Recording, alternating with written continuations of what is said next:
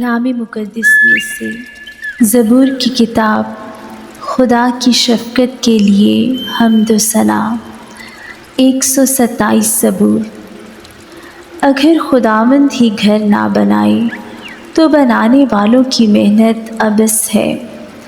اگر خداوند ہی شہر کی حفاظت نہ کرے تو نگہبان کا جاگنا عبث ہے۔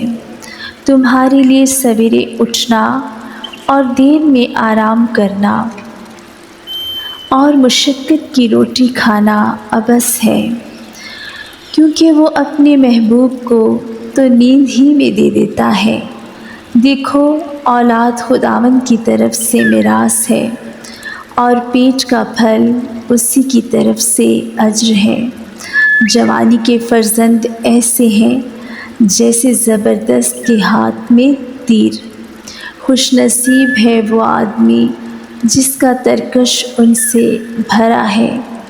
جب وہ اپنے دشمنوں سے پھاٹک پر باتیں کریں گے تو شرمندہ نہ ہوں گے۔